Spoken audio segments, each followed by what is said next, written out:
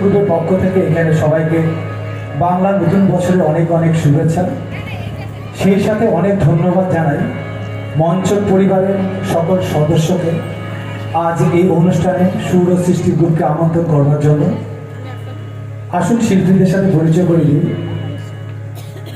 আনন্দিতা নন্দী, শুক্লা গোস্বামী, সীমা Talukdar, Pamela Mukherjee, Shukla Chowdhury, Shampa দেব এবং তালবাদ্যে আমি শ্রী সুজিত সরকার। সবাই চরণ স্যার বলে রাখি নমস্কার।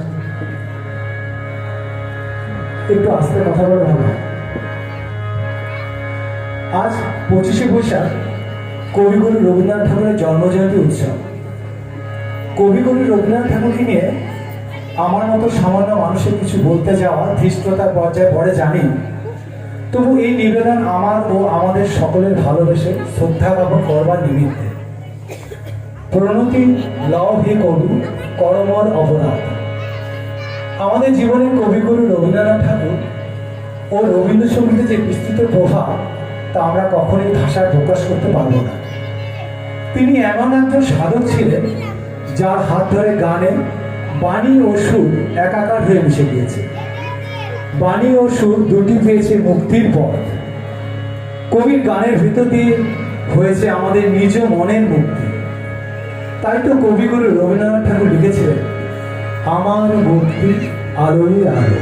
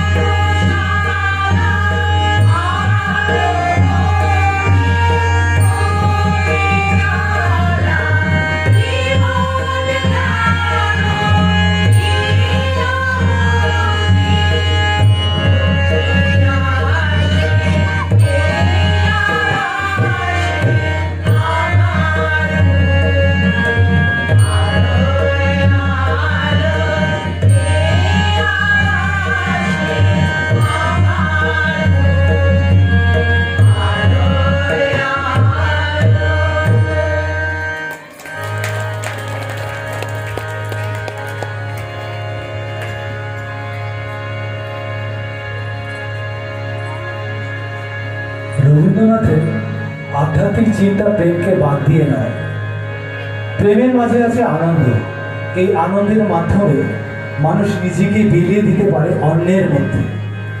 তবে প্রেম মানে শুধু আনন্দই নয়, প্রেমে আছে পূজা, দুঃখ, যন্ত্রণা ও ত্যাগ। তাই তিনি বলেছেন, প্রেমে আনন্দ থাকে শুধু স্বল্পক্ষণ, প্রেমে বেদনা থাকে সারা জীবন।